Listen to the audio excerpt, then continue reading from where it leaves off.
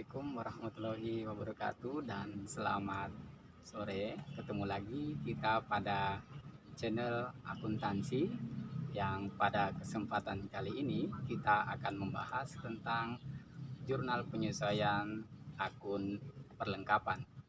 Ini merupakan lanjutan penyesuaian part 1 kemarin tentang biaya dibayar di muka, dan tetap terus nantikan part-part selanjutnya. Jangan lupa untuk subscribe, like, comment, and share untuk kepentingan berbagi pengetahuan. Penyesuaian perlengkapan. Untuk penyesuaian akun perlengkapan sebenarnya tidak jauh berbeda dengan penjelasan kita pada video jurnal penyesuaian part 1 biaya dibayar di muka. Logika cara menganalisisnya sama. Jadi pemahaman Anda di part 1 ketika dibawa ke bagian penyesuaian perlengkapan itu akan semakin kuat untuk memberi pemahaman kepada kita semua. Nah, kenapa dijelaskan sendiri? Karena dia merupakan akun yang berbeda. Jadi saya jelaskan tersendiri di video kali ini. Apa itu perlengkapan? Perlengkapan adalah barang habis pakai yang digunakan dalam operasi suatu entitas. Jadi umurnya biasanya satu periode, tidak lama ya.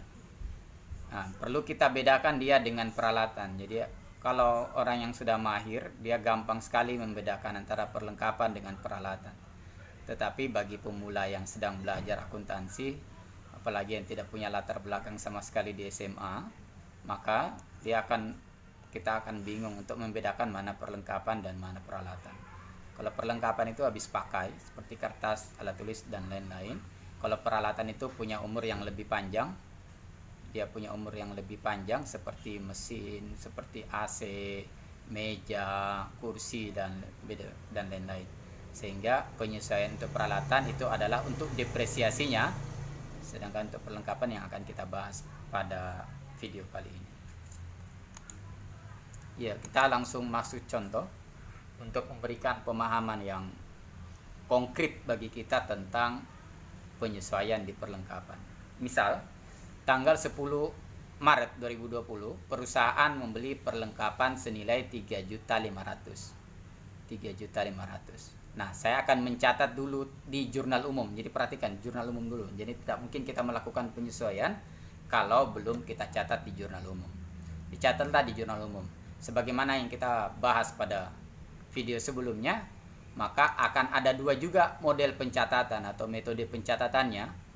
Yang pertama adalah pendekatan neraca. Jadi pada tanggal 10 bulan 3 itu di metode neraca, dia akan mengakui aset. Jadi perlengkapan langsung yang dicatat. Perlengkapan bertambah, aset bertambah di debit. Kemudian karena kita belinya kas, berarti aset berkurang kas di kredit ya, itu juga sudah dibahas pada video-video sebelumnya.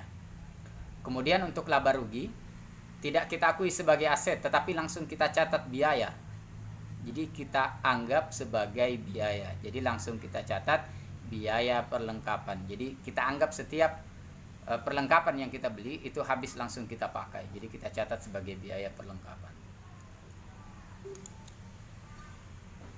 Nah, kemudian kita pindahkan dia ke buku besar. Jadi ini jurnal umum, saya pindahkan ke buku besar, maka akan muncul perlengkapan di debit, kemudian kas di kredit. Ini juga saya pindahkan biaya perlengkapan debit, kas kredit.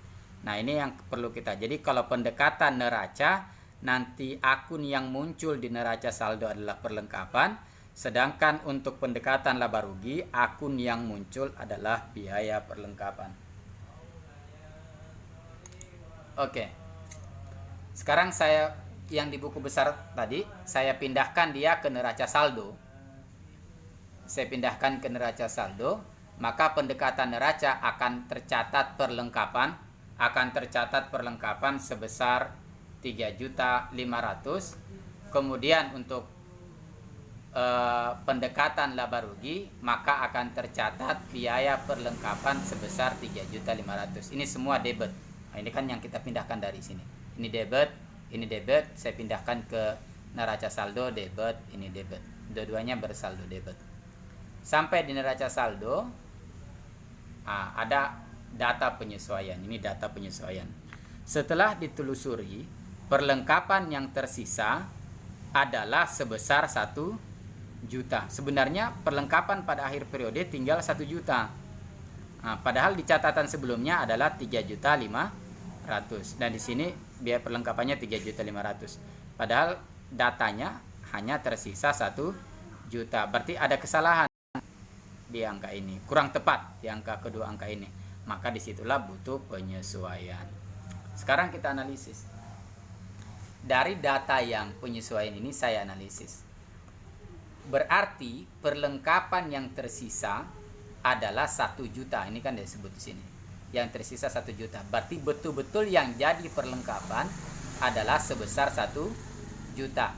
Dan perlengkapan yang sudah dipakai, karena yang sisa 1 juta, berarti yang sudah dipakai adalah 2.500.000. Yang sudah dipakai dalam istilah kita akuntansi itu kita sebut biaya.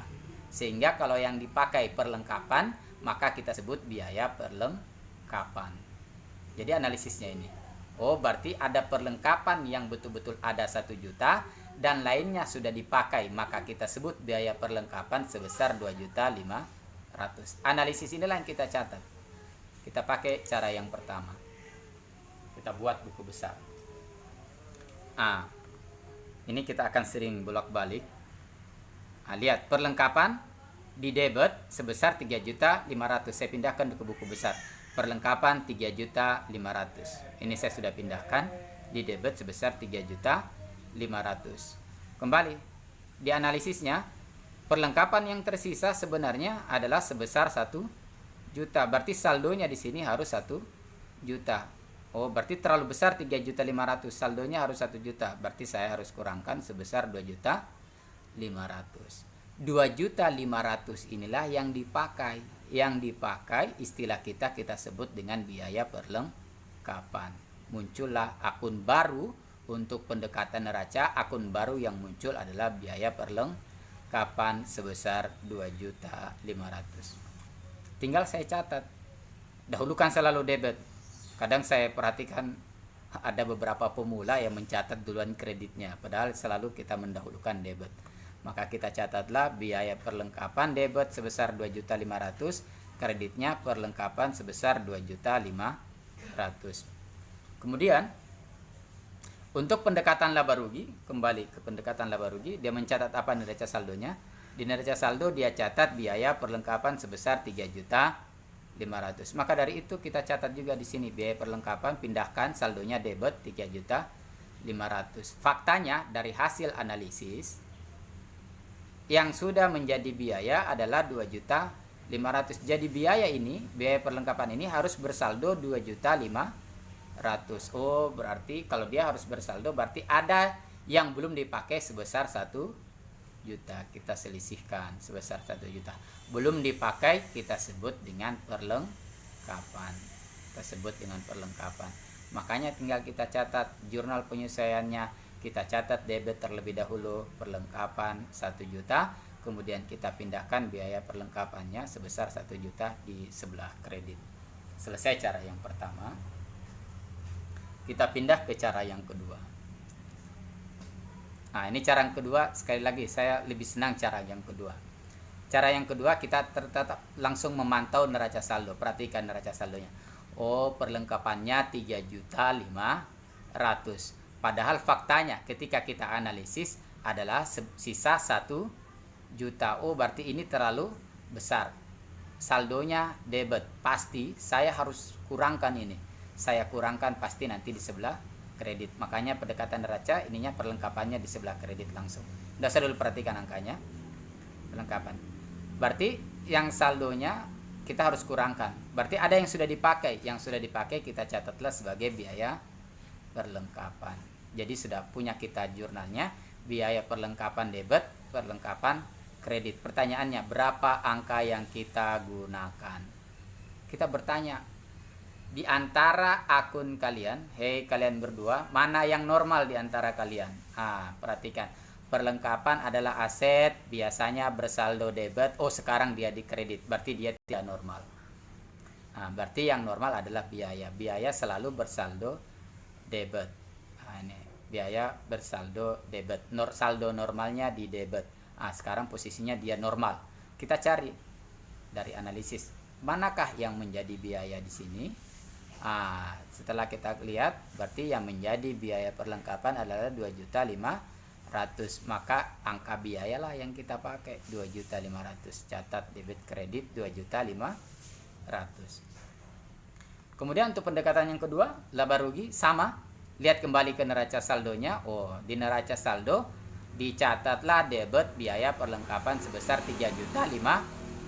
Oh, ini terlalu besar, harus saya kurangkan. Kalau saya kurangkan yang saldo debit ini, berarti saya harus catat sebelah kredit. Tinggal saya catat biaya perlengkapan. Makanya di sini ada biaya perlengkapan sebelah kredit. Yang belum dipakai berarti adalah perlengkapan. Kita catatlah sebelah debit. Maka kita punya jurnal penyesuaian perlengkapan debit, biaya perlengkapan kredit. Angkanya sekarang kita analisis, mana angka yang kita pakai. Kita tanya di antara kalian berdua, perlengkapan dan biaya perlengkapan mana yang normal. Kita lihat, oh, biaya selama ini normalnya di debit, sekarang dia di kredit, berarti dia tidak normal, berarti jangan diperhatikan. Yang kita perhatikan berarti di sini perlengkapan. Oh, perlengkapan ini adalah aset, saldonya debit, berarti normal posisinya.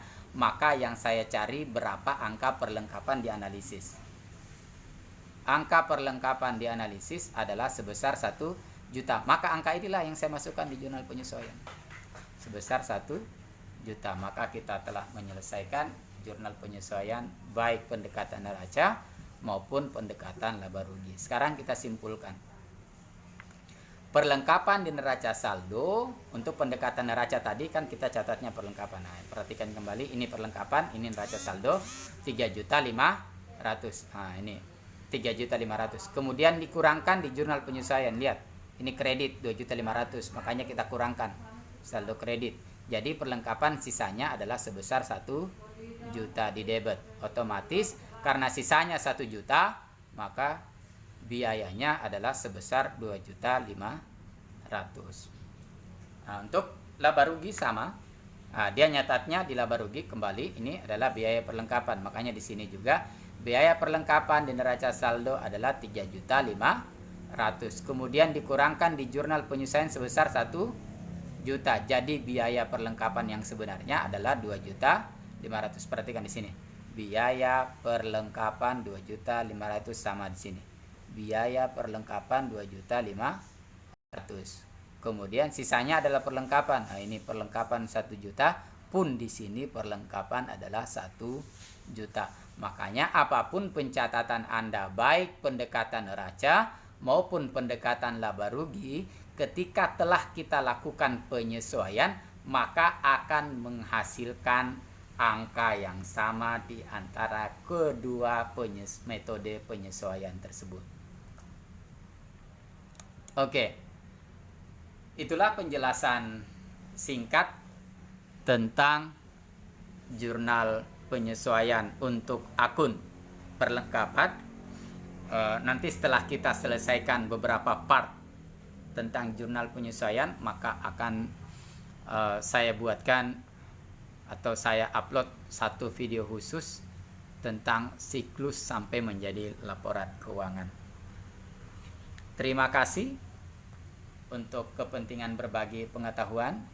Jangan lupa Anda subscribe, kemudian like, komen, dan share ke teman-teman yang lain yang membutuhkan pemahaman tentang jurnal penyesuaian.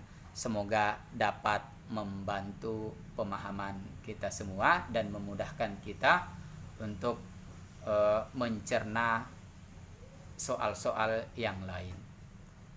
Terima kasih. Assalamualaikum warahmatullahi wabarakatuh.